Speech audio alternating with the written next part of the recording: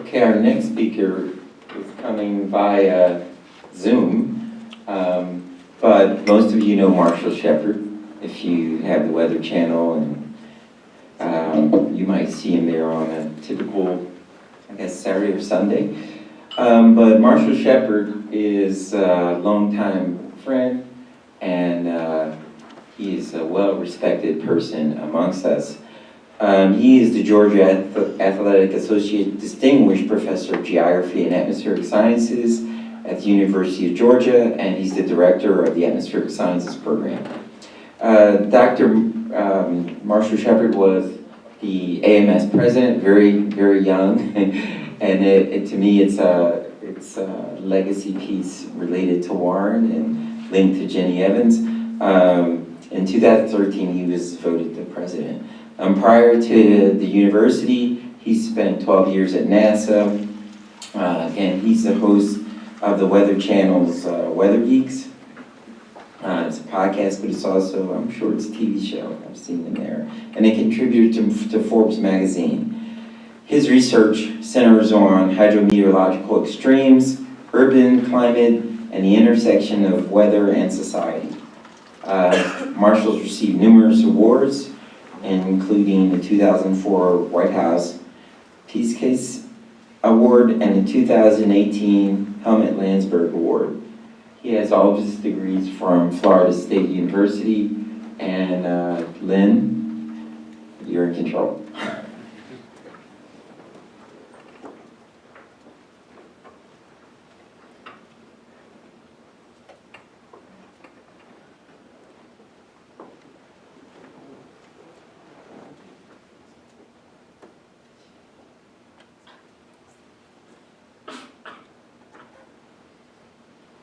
Okay, I am unmuted now. Can you all hear me? Yes. Okay, what about seeing my screen? Because I will gradually shift over to a PowerPoint, so I want to make sure that you can see that. Can you see my screen currently? Yes, just put it in. Okay, I'm going to put it in this into mode right now. And while I do, I just want to say congratulations to Warren, hello to Mary. Both of them are very dear to me. I'm just devastated I couldn't be there in person today. Many of you may not know this, but I don't do much flying these days. So in a time like this, I'm actually going to dart out of this and head right to class, and then another class, and then leave this afternoon to take my daughter to a volleyball tournament. Those of you that follow me on social media knows that she plays in a competitive volleyball environment, and my wife and I can't be in two places at the same time, so she's going to football and I'll be at volleyball. So there was no way I was not going to be a part of this, honoring and celebrating the life and career of Warren Washington, someone that has been critical, central, and important to my own career, and as you heard from Dave and others, central to many of our careers that are in the field right now. So I'm going to switch over to my PowerPoint now and go into slide mode. Okay, so hopefully you can see that, and honestly, I don't know if this is the same title that I included in the agenda that you may have before you, but it's something close. Dave kind of set up my talk perfectly because he mentioned something about mentorship, and this title that I've chosen today, Mentorship Lessons from Warren Washington, is twofold in the sense that much of what I think about and how I've navigated in my career is directly, and I emphasize that, directly related to some things that Warren Washington passed along and shared with me along the way. Just to give you a little background, I was a graduate student at Florida State University, and at some point along the way, I met Warren. We became aware of each other as a graduate student. Warren literally, somewhat out of the blue, at least from my perspective at that time, I visit him at NCAR. I didn't know him well. I met him, and he invited me out just to spend a week at NCAR. And I went. Of course, I was going. And at that time, I believe that's where I met Greg Jenkins, who was out there at NCAR doing some type of summer work or collaborative work at that time. And even at that moment, the fact that Warren took that opportunity to invite me out and visit with him, and not only visit with him, but during those few days that I was there, he imparted to me knowledge and information that I am now utilizing in my own career, and that I now find that myself passing on to those that perhaps see me as a mentor. So it all started with Warren, and I wanted to acknowledge that. I want to put on my lens as a broker of the community, and I'll circle back to Warren. I was president of the AMS in 2013, and around that time, I believe the Board on Women and Minorities was starting their next survey of the AMS membership, which at that time was about approaching 14,000 members. And the results of that survey of our membership highlight something that Dave just mentioned in his previous talk. Nearly 14,000 members revealed only 2.1% of the membership of AMS at that time was African American. And those percentages were even lower for Native American, Latina, Hispanic American colleagues and disabled. So it really is an interesting challenge that we have, because I think that many of us know that there are efforts within the community. There are programs such as the SOARS program and the excellent program down at Howard University. There are efforts to diversify the field, but as Dave said, the atmospheric sciences, meteorological community, and the climatological community is still very non-diverse. That's a fact we have to deal with and accept.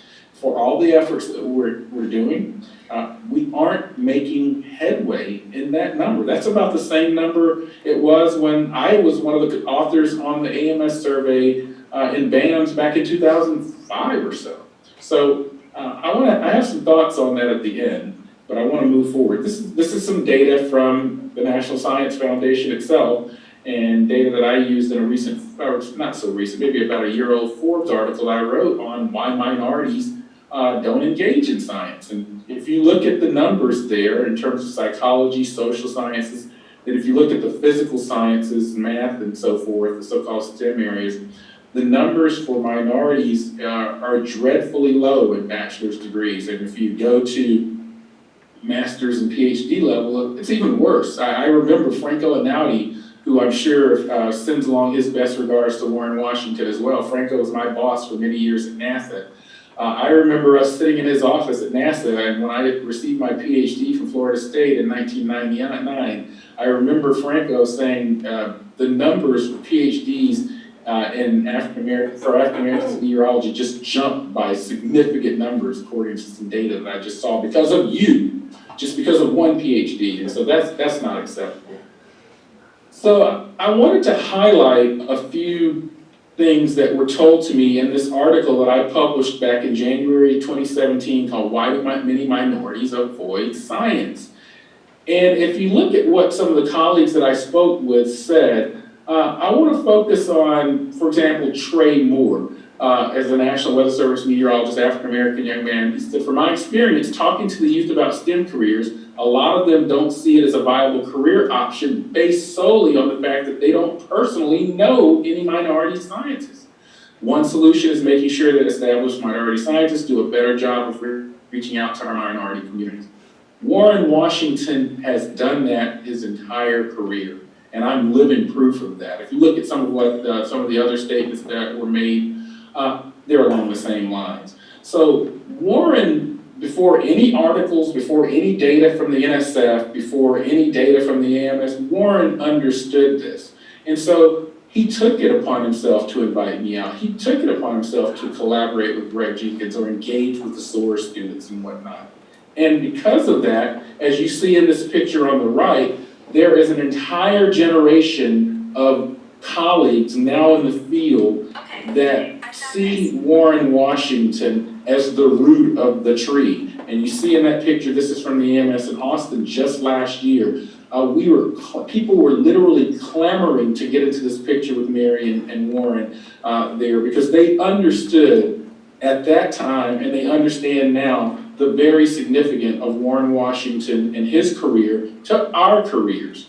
I have a picture there on the left. A little known fact that many don't know about Warren Washington and I is that we are fraternity brothers. Both Warren and I are members of Alpha Phi Alpha Fraternity Incorporated, which is a historically black college, sorry, not a historically black college, a historically African-American fraternity founded at Cornell University at a time when African-American men could not join majority fraternities. And so it was the first African-American based fraternity, and the members include Dr. Martin Luther King, Thurgood Marshall, Jesse Owens, and Warren Washington.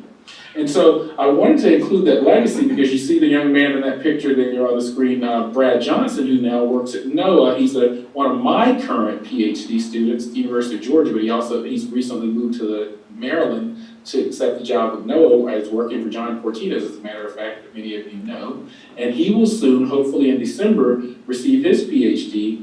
And he's also a member of Alpha Phi Alpha fraternity. But more importantly, some of the same things that Warren passed on to me, I have now passed on to Brad. So the tree and the branches and the roots are very connected.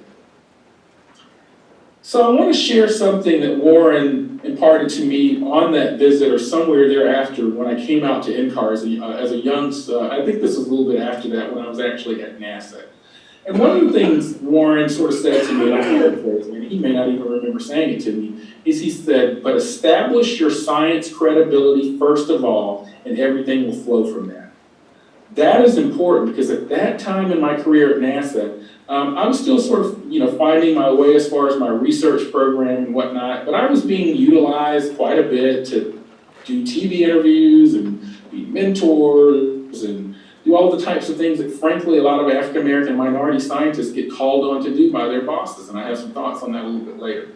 But Warren said, you're gonna always have those opportunities because frankly you can speak well in front of camera and you're gonna have these opportunities. But what will really bring your career to the next level is when you establish your science career credentials first. And that's one of the most important things that Warren has ever said to me, and it's something that I pass on now. So when I, became a fellow of the AMS or received the White House PCASE Award or recently received the Helmut Landsberg Award, these are all acknowledged by our peers for my science research, not my Weather Channel show or not my Forbes contribution or not the things that I do on TV, for my science. And I utilize that to talk to young scholars as well. I said, you are going to have those opportunities for various reasons. But when you walk in the room and you know that you have this amount of publications or you've brought this amount of grant dollars, those are the currencies of acknowledgement in the scientific field. And so I really owe and appreciate much of, I guess, quote unquote, my success within the field to that simple statement that Warren imparted upon me. So in closing, just some thoughts. Warren Washington has been significant to the field, but we need to think beyond sort of what Warren has been able to do because we all have a stake in this. So I wanted to close with just some thoughts about this 2.1% number and what it is. So the first point is that there are plenty of programs and opportunities, but where are the professionals in our field? What I mean by that is we have wonderful programs. We have the Howard University program. We have the program at Jackson State. We have the SOARS program. We have this program at NSF, that program at NSF. But yet, when I look around the landscape, I don't see very many professors in academia that look like me. I don't know that there are many in sort of some of the more senior level positions at NSF, NOAA, NASA, etc. We see, if you go to or have been to a Color of Weather event at the AMS, there are orders of magnitudes more minorities at the AMS meetings than when Greg Jenkins, Vernon Morris, perhaps Warren, and a few others are wandering the halls of AMS even as recently as 15, 20 years ago and really could count maybe on two hands the number of African Americans or Latinas that we see. That has changed. But is that translating into those people into positions that can then affect change in the same way that I can now, or that Greg or Vernon or Everett Joseph or Leslie Ann Dupigny-Giroux and others can do? Another thing that I put up is watch for microaggressions. What do I mean by microaggressions? Something that we deal with in the field where, I'll often get, oh, Dr. Shepard, you speak so well, or you really speak really articulately, or Oh, wow, it just, things that you might not catch yourself hearing, said to other colleagues within the field.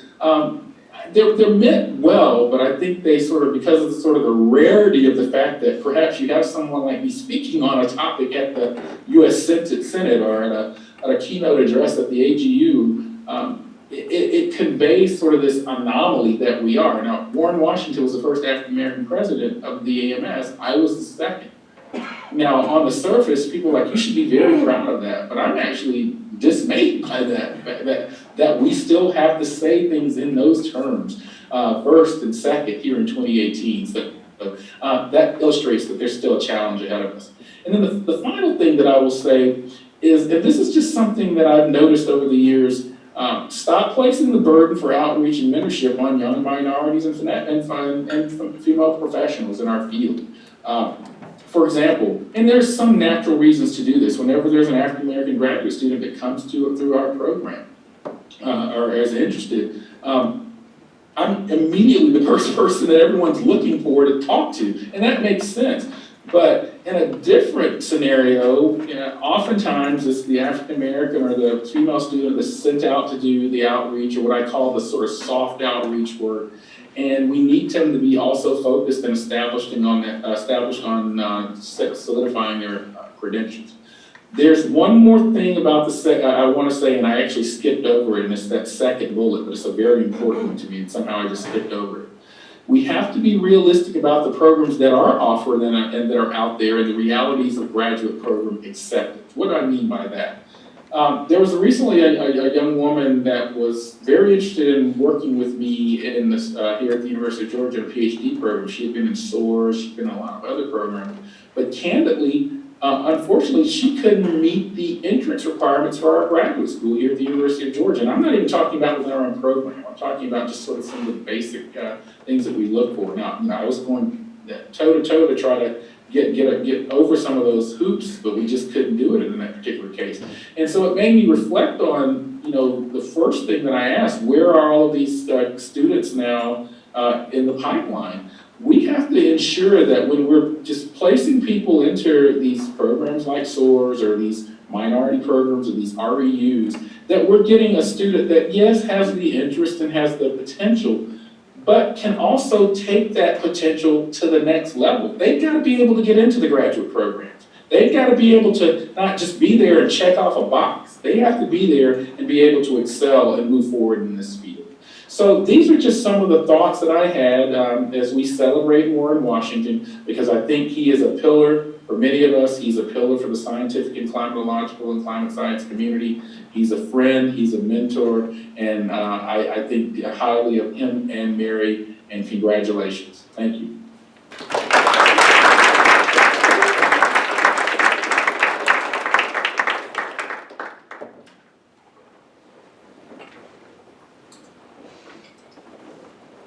Thanks a lot, Marshall, and he's gone, but we'll look forward to him at the next AMS meeting. All right, so look, we've got a break coming up, and we move into the next session, which I'd say that's the fun bunch. So it'll be an interesting session.